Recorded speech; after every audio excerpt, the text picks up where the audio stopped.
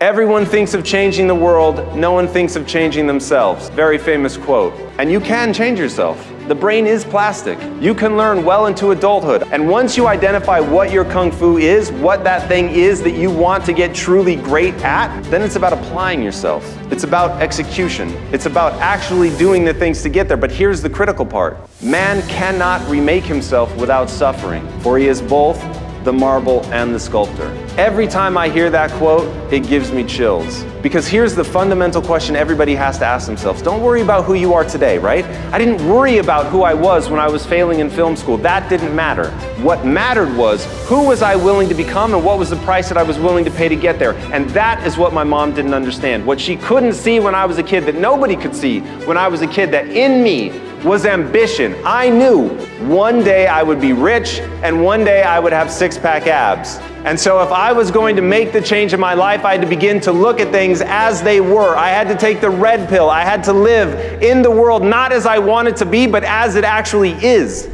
Need motivation? Watch a Top 10 with Believe Nation. Hey, it's Evan Carmichael, and I make these videos because I need them, because I want to wake up every single day and get pushed by somebody who's doing a lot more than me. And in watching their videos, it inspires me to be bolder, to have more courage, and to go chase down the life of my dreams. And I hope it does the same for you. So today, let's learn from one of the best, Tom Bilyeu, and my take on his top 10 rules of success. Enjoy. There are many things in this world that we all wish weren't true. There are many things that we want to be that just aren't. The game that you're playing is human psychology. There is no greater control. There is no greater control than control over oneself. Leonardo da Vinci said that. There is no greater control than control over oneself. Every day that you're working to build something, whether it's a business, whether you're trying to be the greatest parent of all time, it doesn't matter. If you fail to understand that the name of the game is changing yourself, acquiring skills, identifying the gap between who you are today and the person you want to become, and accepting that you can do anything you set your mind to without limitation. So now how you spend that time, what skills you begin to acquire in order to execute against that future vision you have of yourself, that is everything. But you're going to have to be willing to suffer along the way. Rule number 2 is hone your skills. When I first got in front of the camera, I thought all I was ever going to talk about was business. And what I found was, in trying to help people have more success with their business, I had to constantly keep coming back to how to think. So if you want to be an entrepreneur, the real magic is being able to solve novel problems. And to be able to solve novel problems, you have to think in a certain way. And the fast way to round that is from first principles. But most people don't even understand the first principles of how the world works, how their own mind works. And so they constantly fall prey to really dumb things, just because they're not, they don't know how to assess their own decision-making process. And so one of the most important lessons that I learned, and it really is a demarcation point in my life, it's a line in the sand. It's one of the only things that's really a line in the sand in my life, where it's like my life before and my life after. But it was the realization that I had motivations that I was unaware of. So I was being driven by a desire for other people to think me smart. And I thought I was driven by a desire to be successful. And that wasn't true. And so there was a moment I had been hired by these entrepreneurs that said, hey, let's build this company together. But originally they just hired me as an employee. And I'd been hired by them. And I was arguing for an idea that I knew was dumb and was worse for the company than the idea that they were putting forth. But I needed to have them think I was smart. So I kept arguing until I convinced them of my way of doing it, even though I knew it was wrong. And so I was like, whoa, I'm having this existential crisis of like, wait, do you actually want to be successful, or do you want to feel smart? Was how I thought of it at the time. And I was like, okay, look, no judgment on yourself, dear self, but which of these two things do you actually want? Because if you want to feel smart, you need to immediately quit working at this company because they're smarter than you, they're farther ahead than you, and it's just going to be this eternal torture chamber. And conversely, if you really want to be successful, then you need to let go of your self-esteem and just stay here and grow this business. And I realized very quickly, well, that's neither of those are going to work because I really do want to be successful like that. And I realized at that point that you need to know what your values are and you need to put them in order. And so to be successful wasn't my highest value. That would be my marriage, but it was right below my marriage. And so I was like, okay, well, if this is really going to be that driving thing, I don't think it is wise to give up your self-esteem. I think that people that have no self-esteem and never believe that they will feel good about themselves again, they commit suicide. So I was like, that is not a wise approach. So what am I left with? And so I thankfully realized that I could build my self-esteem around something that moved me towards my goal of being successful. And that was, instead of trying to feel smart or have other people think I'm smart, I can value myself for identifying the right answer rather than being right. And so that was utterly transformative. And so I began, obviously, I understood identity as a concept. And so that's really important to understand that you have an identity, whether you think you do or not. You are living into that identity, whether that identity is empowering you or disempowering you. Most people have a disempowering identity. And so I decided to take conscious control of my identity and to think of myself as the learner. So I'm an average person, but I can get better at anything. And that became what I think of as the only belief that matters. So the only belief that matters is that if you put time and energy into getting better at something, you actually will get better at that thing. Now, the reason that's the only belief that matters is when people feel stuck, lost, hopeless, it's because they think where they're at is a permanent state of affairs. And if you realize that, no, where you're at is a reflection of the choices you have made thus far and your current skill set. But you can make different choices and get a different skill set. And to do that, though, you have to pour time and energy into getting better at that thing. Rule number 3 is sell your 20s. Somebody just today in this room came up to me and said, I feel like I'm doing too much, Tom. I want to enjoy my 20s. What's your advice to me? My advice is sell your 20s. I literally lost my 20s. They were completely gone. I didn't do anything with them other than work. All I did, because understand, growing up, I did not view myself as very smart. And in fact, from a pure IQ standpoint, I'm not that smart. And I'll say that IQ is really the ability to process data rapidly. And I know that we all want to push it off and say, well, EQ is equally important and all that. And it is, it's great. But having the raw horsepower, if you have it, leverage it. And if you don't, address it. And so I had to accept that I wasn't one of those people that learns things really fast. So I had to go head down and do a lot of work. And that was how I moved through the company. So very rapidly, I took myself from being hired as a copywriter to becoming an owner in the company through pure sweat equity. I never put a dime into the company, but my performance was so dominant and my desire to succeed so freakish that the level of value that I was delivering to the company was extreme enough that they were willing to give me a piece of the company so that they wouldn't lose me. Okay, we'll call that being a linchpin employee. I don't think everybody needs to want to run their own company. Running your own company takes a certain thing inside. Derek talked about it in his talk. I think you've got to be driven by something. It's got to be something that's propelling you forward, some sickness. And if you know Batman, and if you know me, you know my obsession with Batman. Batman is driven by a sickness. There's this dark thing inside him that propels him forward. If you have that, if there's something that you need to build and bring to the world that you just can't shake, you can't get rid of, whether you're a born entrepreneur or not, because to me they are very separate, whether you're a born entrepreneur or not is irrelevant. And I put that to the test, and I worked my way up through the company. I got ownership of the company. I became the chief marketing officer. I was making more money than I'd ever made in my life. Rule number 4 is believe in yourself. And then in 1999, a movie called The Matrix came out, and it changed my life.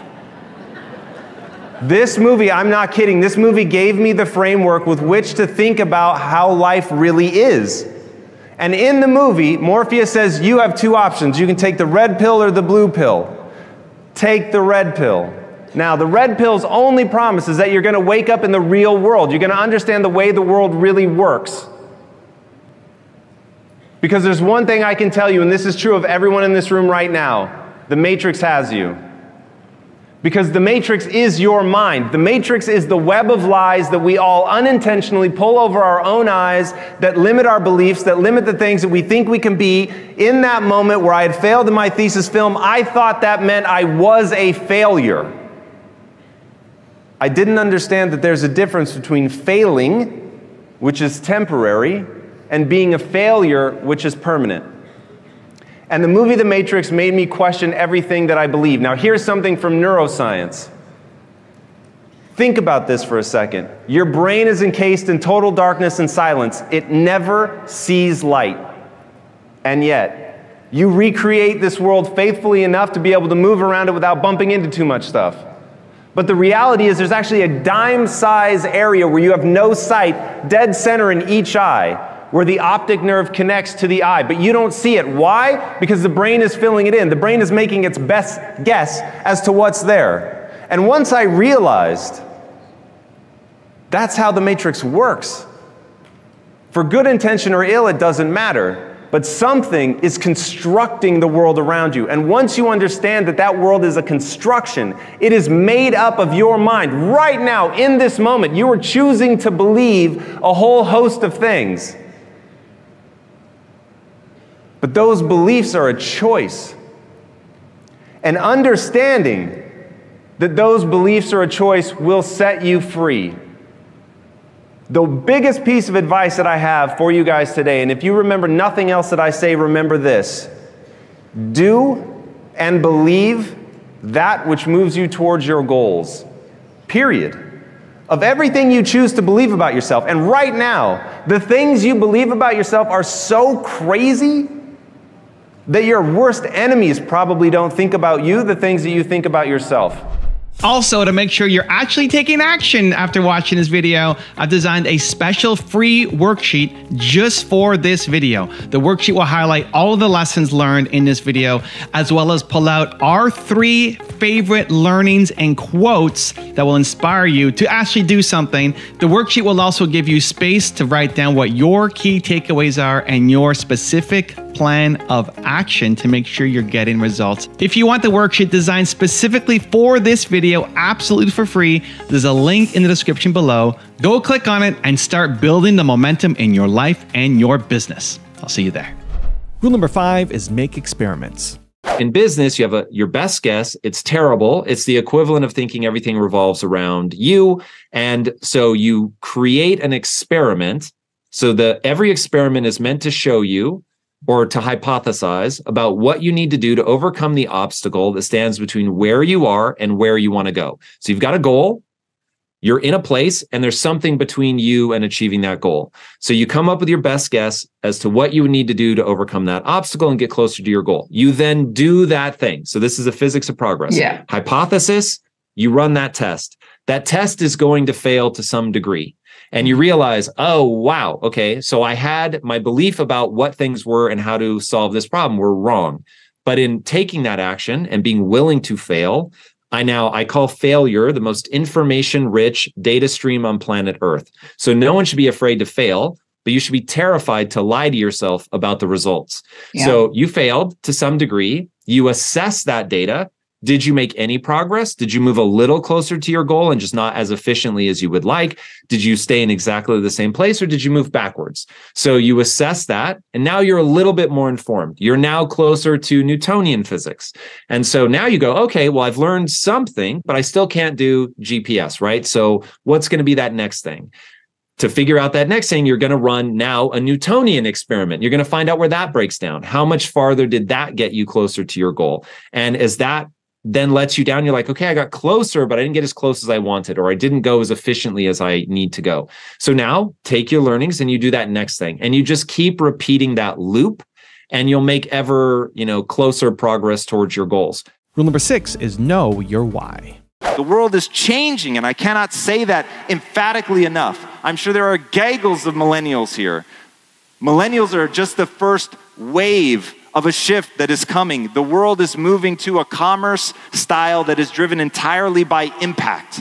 What are you trying to do? Where the consumer is going to make a demand that you tell them what you stand for, that you tell them how you're spending your profits. They want to know. And they're not going to support your brand unless you do that. And we're going to get into that more and how it should affect your business, and how for those of you that are in this for the right reasons, that really want to build something that matters and you're willing to break yourself the half to pull it off, this is the best news ever. But make sure you know your why, what's driving you. Rule number 7 is set clear goals.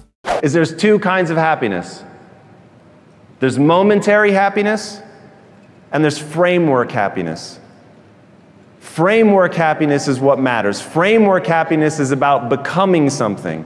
It's something that nobody can give you and nobody can take away from you.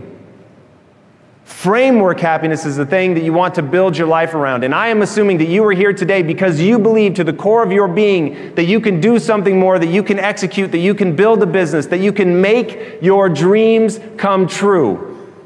So I have a very simple setup that's going to allow you to do that. 1, work out. You're doing it, forget the body. Who cares about that? It's easy to see and it's kind of fun and it gets an ooh and ah. But at the end of the day, to train your body and to not understand that what you're really doing is training your mind is to miss the opportunity to optimize the organ that's actually going to make your dreams possible. 2nd, meditate. You have to learn to take control. Taking control of the autonomic systems in your body are critical so that you decide when you go into fight or flight, you decide when you go into rest and digest, and that you can begin to do the things when they make sense based on what your goals are and what you're trying to accomplish. Thinkitating is basically taking the alpha wave creative state that you get into while you're meditating and allows you to apply it to the biggest problems that you face to get some clarity. Read, to me, ideas in equal ideas out. If you're not obsessively reading, then you are really missing an opportunity to get new ideas into your ecosystem. Don't pride yourself on having new ideas. Pride yourself on making new connections.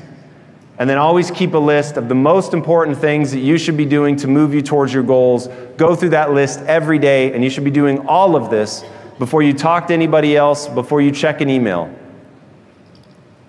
And then you're going to execute.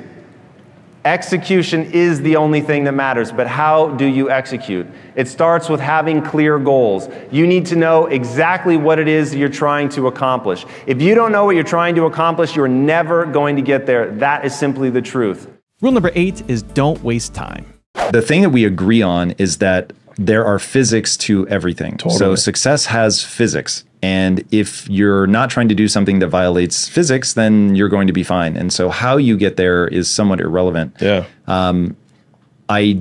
I have a feeling, speaking to the people that are caught up in the, they're wasting their time. They're not doing the things that they need to do. Yeah. They're going to need to create some structure. Now that structure may be as simple as what you're talking about, which is, because if from my frame of reference, the way that I would put thoughts in my own head about what you're saying is, I have a rule, and this is a literal rule of mine. I only do and believe that which moves me towards my goals, Sure. which sounds very akin to what you're talking about. It's like, if I do this thing, I get this output. When I wake up early, I've had better things happen. When I'm in shape, better things happen. Yeah. When I put in the work, better things happen. And ultimately, that's the thing that I'm trying to get people to anchor around is everything that you do is a test. Mm-hmm.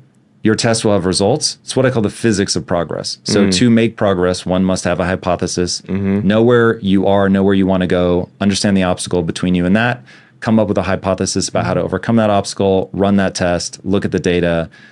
Very frankly, don't BS yourself. Sure. And then come up with a more informed hypothesis and try again over and over and over and over. But ultimately, you're steering by results.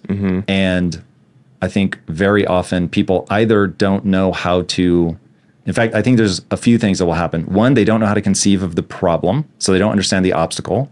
2, they don't know where they're going. Or 3, they cannot break themselves out of the dopamine cycle. They haven't identified the pain they're moving away from, whatever insecurity they have. And so they end up in that death loop of feeling like they don't have enough time, when in reality they have the same time as hyper efficient, successful people. They just don't use it in the same fashion. Rule number 9 is build authentic connections. And I'm here to tell you, as a marketer, your physics is the human mind. And if you don't take the time to study neuroanatomy, to learn the brain, to understand emotion, to read about how people make just crazy, weird decisions that are totally irrational, you'll never be able to speak the language of your customer.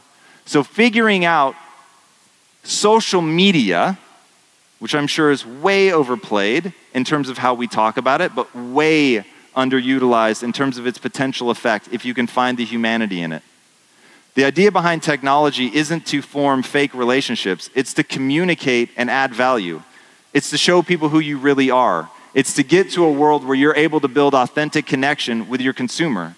Really think about those words for a second, because neither of them are an accident. Authentic connection. So you, as somebody building a brand, you don't get to hide anymore in your lonely office with the whatever 8 by 8 inch window that we saw earlier. You've now got to step forward. And as somebody who, I literally lied about my birthday on my Facebook page because I was so convinced someone was going to use it to steal my identity, okay? I had no desire to step out front. I had no desire to be the face of the company or anything like that. They hounded me, literally, my chief marketing officer, a wonderful millennial, hounded me to finally go out front because what he made clear was that there are two new kingmakers, which are authenticity and transparency. Now, why does that matter? Because millennials and Gen Z want to have impact. And they want to know how, by engaging with your company, they can have that impact. And so that's one of the things you're going to need to make clear in your marketing. You'll notice, I'm not yet even talking about your product. I'm talking about the relationship that you need to build with your community. So how did we get to 57,000%? I got so angry at myself for chasing money and pretending like I didn't just want to connect with people, that I didn't want to add value, that I didn't want somebody to write in and say, your product has changed my life. I was so furious that I'd wasted so many years of my life doing that. It was 8.5 years by the time we finally sold that company. That's almost a decade of my life chasing money. And at the end of that decade, I said, never again. And so when we went into Quest, we said, this is going to be predicated around delivering value. And that's what we're going to focus on. So showing people how not only your product is going to deliver value, but how your marketing efforts are going to deliver value. And rule number 10, the last one before some very special bonus clips, is pursue fulfillment. Most people value themselves for being right. So they have a crisis when they realize that they were wrong. And so now failure becomes something to avoid, makes them feel badly about themselves, and they run in the opposite direction. Whereas if you could just understand at that critical moment where I need to look at the data, you need to really go, this isn't somebody else's fault. This is my fault. I'm not understanding something well enough to accurately predict the outcome of my behaviors. So I need to update my model. Now, if people are willing to do that, they can make progress, but most people won't.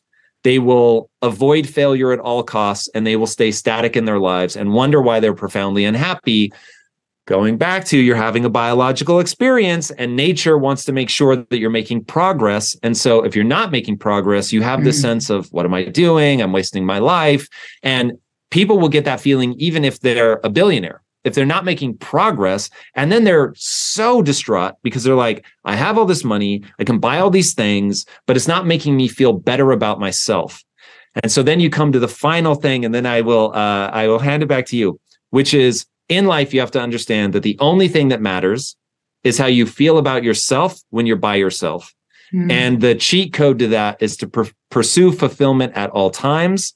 Fulfillment has a recipe. And that recipe is to work really hard to gain a set of skills that allow you to serve not only yourself, but other people in a way that's meaningful to you and to them. Having a network like you do, what has that done as far as opening up doors? How has that helped you learn? Why is it important to have like a big network, and how has that helped you in your life? Well, so what's interesting is I've really come to the power of having a network very late in my life. It is not a skill that I have naturally at all. My wife is much better. But ultimately, you end up doing business with people that you like and that you trust. And so as you're building relationships over time, they just end up becoming these incredible deals that expand your reach and expand especially now, the universe I'm in media, they expand the kind of attention that you can get for your project, the different directions that you can take something. So as we build out the game portion of what we're doing now, and being able to collaborate with other game developers because we know each other and trust each other, like that kind of thing goes a long way. And so it goes from this thing doesn't exist to now this whole like thing that we're doing. We have an upcoming partnership that unfortunately I can't announce yet, but dude, it's with I mean, the person is just unbelievably famous. And to have gotten into that world and gotten to know their team, because they've unfortunately passed away, but to get to know their team and all that, it's really pretty extraordinary, and was born not just of like business mathematics, but born of like human connection. And so that kind of stuff magnifies out 1,000-fold. Failure is the most information-rich data stream on planet Earth, but you have to learn from the failure. To learn from the failure, you have to be willing to admit that you made one. Most people will not admit that they made a mistake, and so they get stuck at that level. And in that moment, they say, it was the world. It's because I was born in the wrong time. My parents were dumb. The world doesn't want somebody who looks like me to succeed. Whatever excuse they use to make it somebody else's fault. Now, remember, the most terrifying thing about excuses is that they are valid. I'm not saying that those things aren't real. I'm not saying that the world isn't trying to hold some people back. I'm just saying it doesn't matter. You have to overcome it no matter what. So in the moment where you tried this thing and it didn't work, don't spend your time and energy focusing on how something else stopped you. Even though I will grant you, it's true. The world is trying to stop everybody from doing everything. It just is the reality. Accomplishing something meaningful is freakishly difficult. So don't focus on that it's more difficult for you. It just doesn't matter. You're just going to have to work harder. You either want to accomplish that thing in your life, or you don't, and you're going to give up. That's the reality. The people that get what they want are the people that absolutely demand that they're going to keep going until they get that thing. So in that moment, when you're very tempted to focus on how other things have stopped you, you're not going to. What you need to do is be consistent. So in that moment, you're going to say, what could I have done differently to get a better result? And that's when the physics of progress loops. Now you come up with a more informed hypothesis. You learned your lesson. You figure out what you need to do that's going to be a little bit better than last time. You turn that into a thing that you can do. You do that thing. It will fail to some extent. You stare nakedly at your inadequacies. You figure out what you need to do to make it a little bit better. And the process begins again. That is why you have to be consistent. But the reality is that most people break. Most people cannot go from failure to failure without a loss of enthusiasm. They end up breaking. They end up thinking that either there's something wrong with them or that the world is against them. And because they don't want to deal with the pain and suffering of having to face their own inadequacies, or they give up because they just think that the world is against them, they don't make progress, because you have to be able to fail a lot to learn from those failures. If I'm right that humans as a species have chosen culture as the learning mechanism, then you have to run the loop that culture demands, which is to try something, it fails, you iterate and you get better. That works at the societal level over millennia, and it works at the individual level in an acute thing where you just have to figure out why didn't that work and keep going. But the truth is, difficulty, boredom, struggle, pain breaks almost everyone that it touches. And I will remind us all, 92% of people fail to achieve the goal they set for themselves. And the reason is that all of that difficulty just stops people because they don't have the right mindset. They don't realize that they need to fail. They don't realize that failure does not make them a failure. So you're going to have a ton of failure in your life. You have to contextualize it as the most advantageous thing that could happen to you. Our mission statement is to pull people out of the matrix at scale through story. And so we want to invisibly introduce a growth mindset to them through characters that they, will hopefully grow up with and love. Our sweet spot is 11 to 15-year-olds, which is very anathema to where Web3 is at now, but I don't think it is, it's going to stay that way for long. And so that's a big focus for us. But yeah, right now in the Western world, your zip code is the #1 predictor of your future success. And I think, given that that's even more predictive than your IQ, this isn't an intelligence thing. This is an ideas problem. And so with my passions, talent, and skills, that was the only way that I could see to meaningfully contribute to that problem.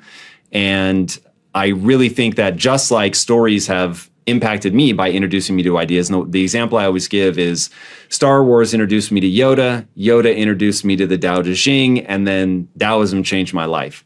And so we want to have that kind of flow where you can introduce people to some pretty incredible ideas, but you have to do it through pure entertainment. We are not an edutainment company. This is about entertaining people And it just so happens that if you take Yoda's advice, your life will be better. When people ask me, what advice would you give to your 20-year-old self? First of all, I'd grab that by the lapel because I have very little time to make a deep impact. And I would say, you have one mission. You're going to go give the following speech to as many people that you respect as humanly possible. Find the person that's living your ideal life and tell them, I will work for you for free for the next 90 days. I will work harder and smarter than anyone ever. Nothing will be beneath me. I will pick up dog shit. I will take out your trash, whatever you want. And I will make you believe in a higher power just by how hard I'm working. You won't be able to understand how one human could be this driven. Then deliver on that, actually work that hard, actually be that down for anything, ride or die, and then tell them, all I want in exchange for this is knowledge and connections. I don't want money, don't pay me anything. At the end of the 90 days, because I have to eat, at the end of the 90 days, if I've made myself so valuable to you that you would rather pay me than lose me, then bring me on payroll. If not, we shake hands and we part ways. If you are diehard, that will work, man. That will work. But right now, we're in an era in culture where I'm worried for people because they're so like tit for tat that they don't want an internship. They want to get paid. Listen, fine. It's and equity. And equity. Right. It's like, it doesn't matter to me.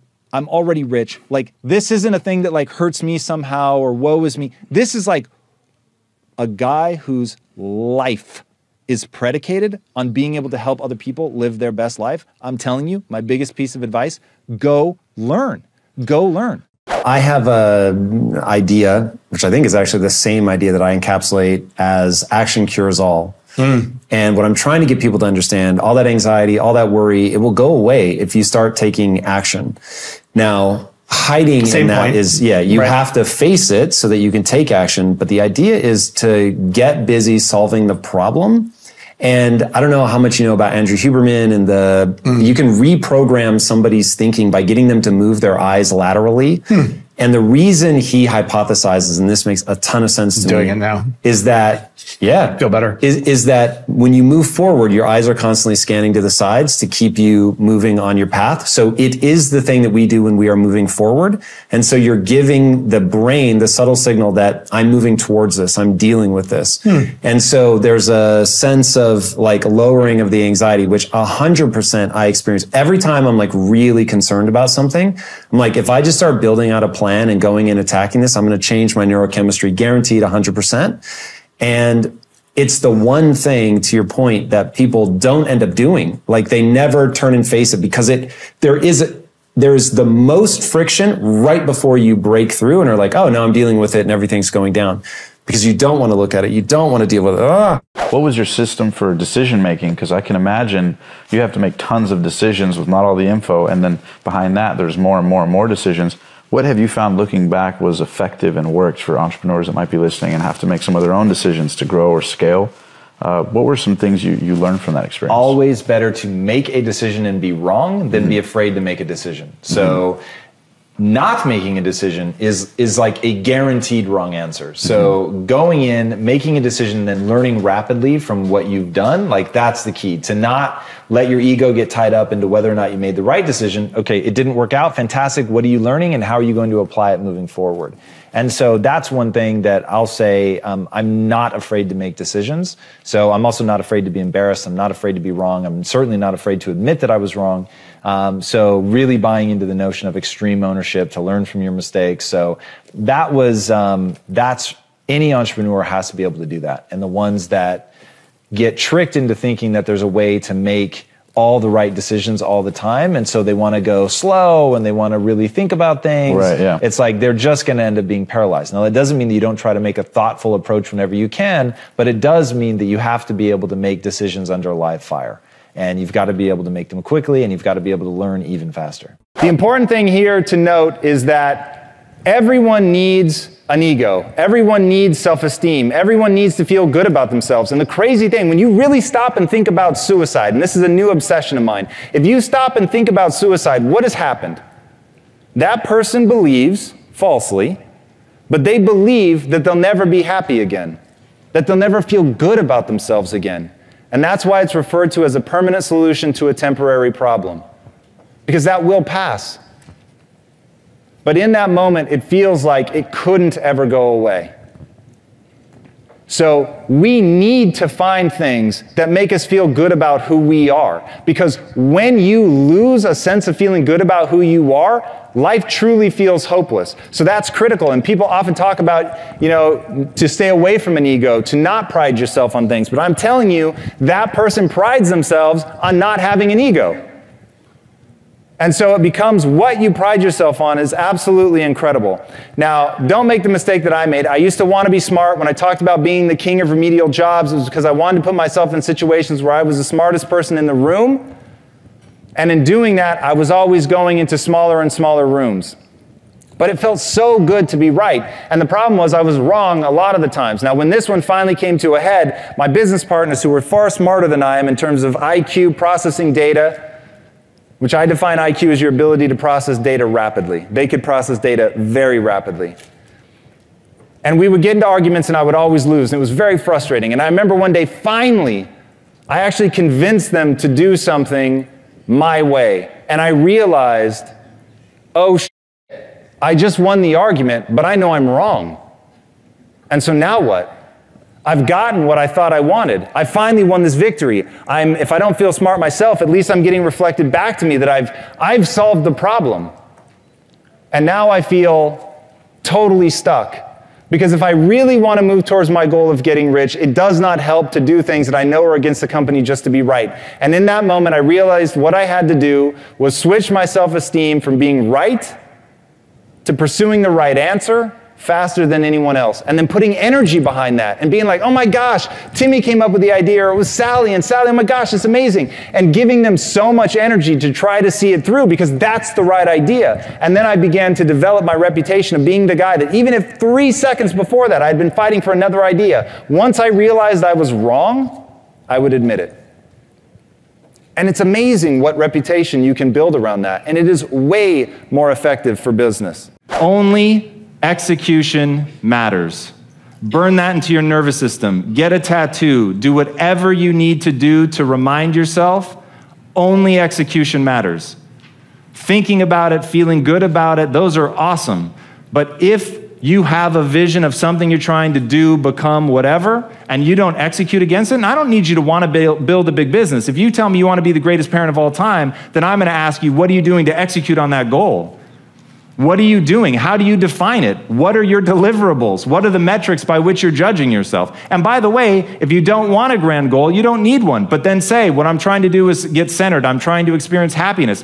Even that, you can begin to look at ways that you can improve that.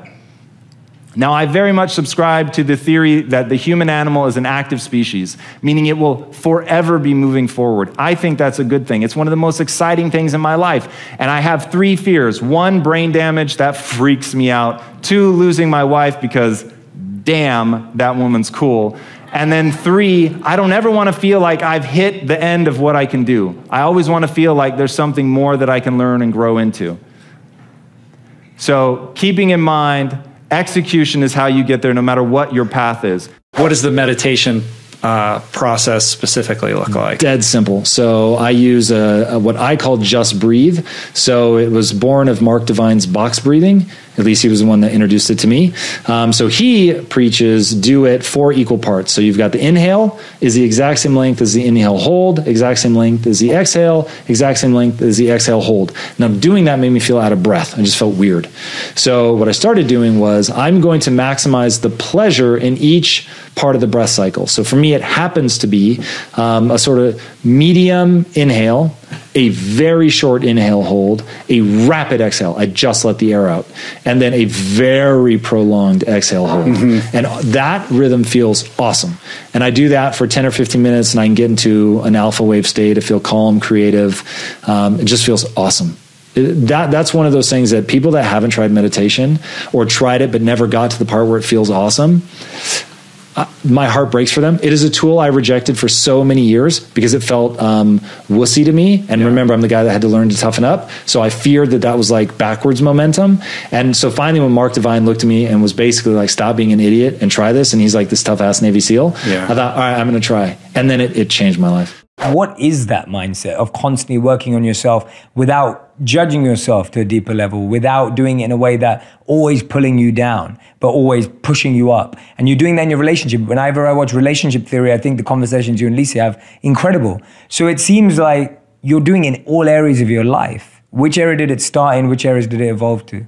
Let's just break that whole. Yeah, so let's answer that question. Yeah. So where did it start and where did it go? So the honest answer is that, like many of the most amazing things in my life, they were born of misery. And I was deeply and profoundly unhappy, dissatisfied with who I was, what I was capable of, where I was in life, all of it. I was just really unhappy about it.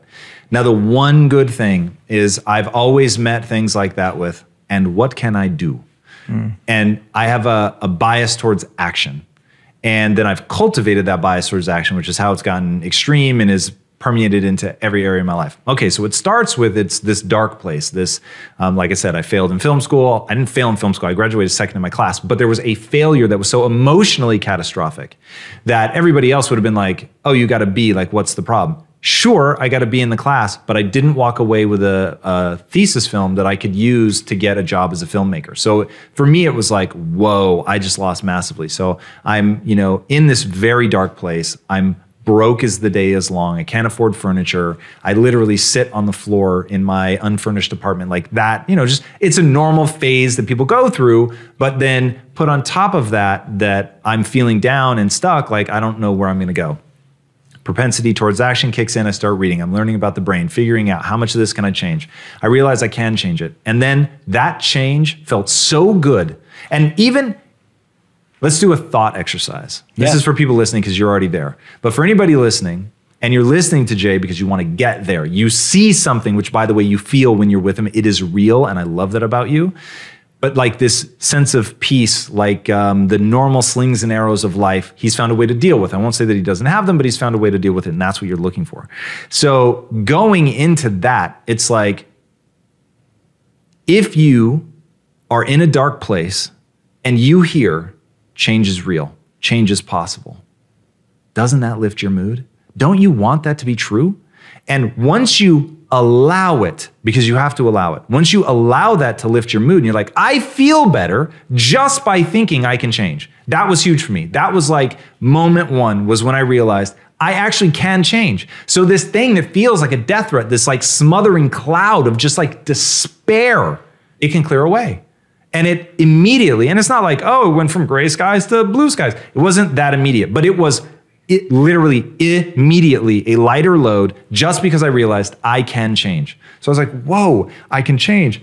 None of this is a death sentence. That's so like just amazing. That was enough to get me going. And people are always looking for, how do I have the energy? I'm depressed. I'm down on myself. How do I get the energy to push through?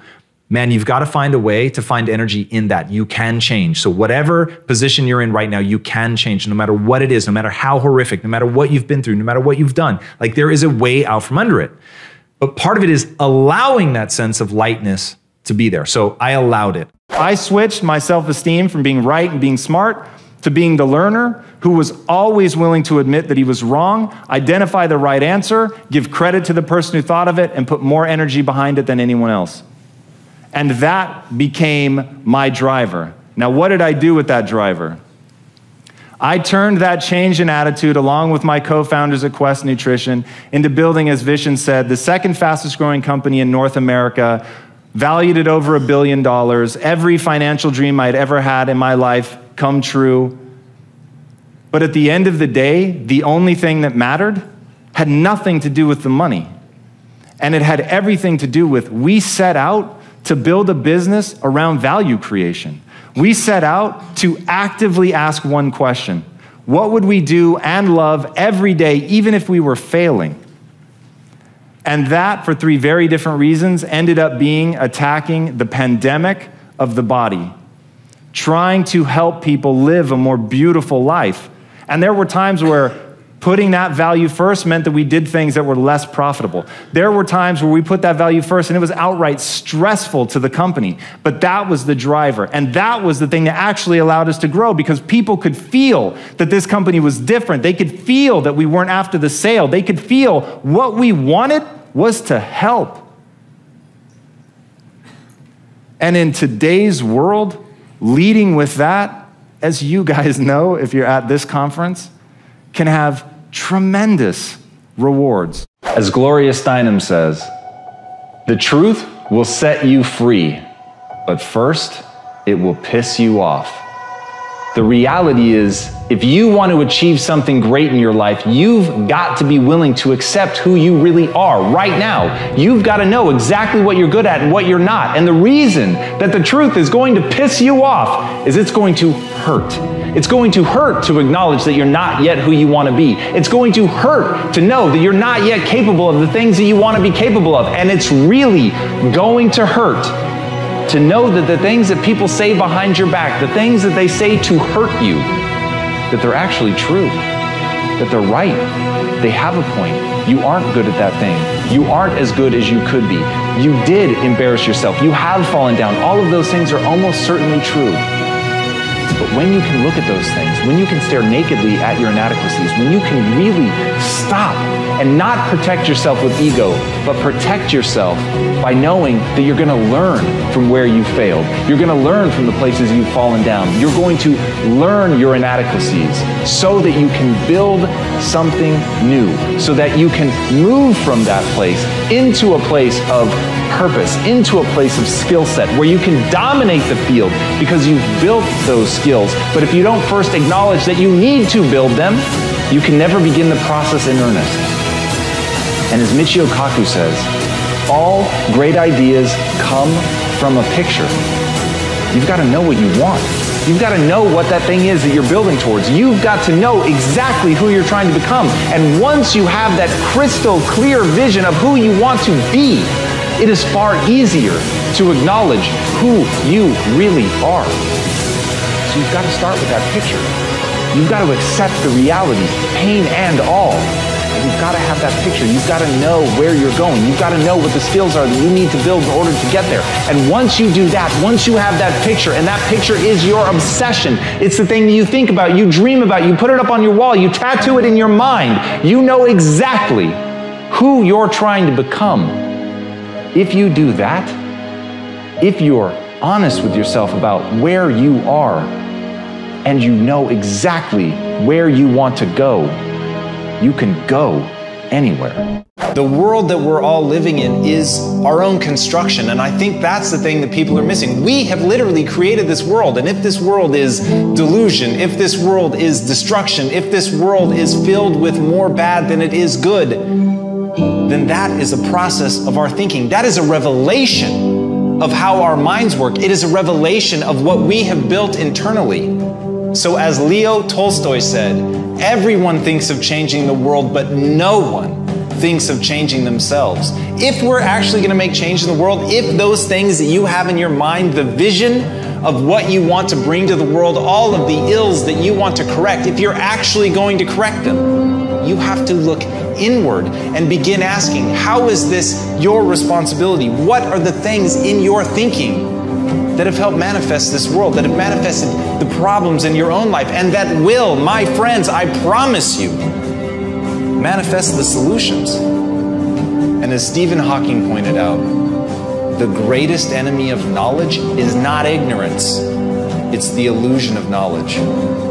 We think we know something that we don't. We think we have the answers. We think within us already right now are the fundamental building blocks that we're going to need in order to build something new. But the truth is, the only thing that we already have is the willingness to look, the willingness to change, to leverage the things that we have. But we have to build something entirely new. We have to understand that we don't yet know enough, that we are not adequate, that we have to look at ourselves and be willing to stare nakedly at our inadequacies and to adjust them, to fix them, to not hide behind ego, to not pretend, or worse, believe that we're already who we need to be.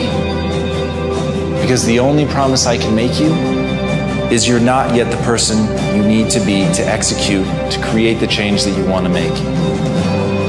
But I can also promise you that you can become that.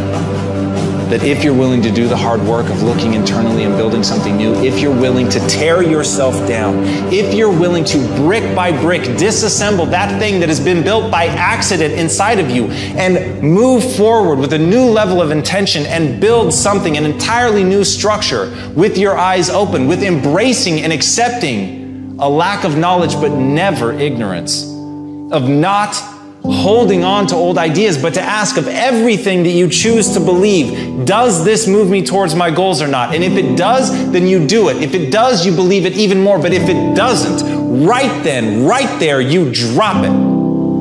Then you make room for the new. Then you can build what you want to build.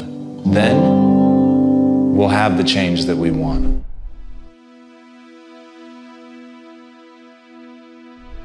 Because you made it this far in a video, I want to celebrate you. Most people start and don't finish. Most people never actually follow through. Most people say they want something, but they don't ever do the work to actually get it. But you are different.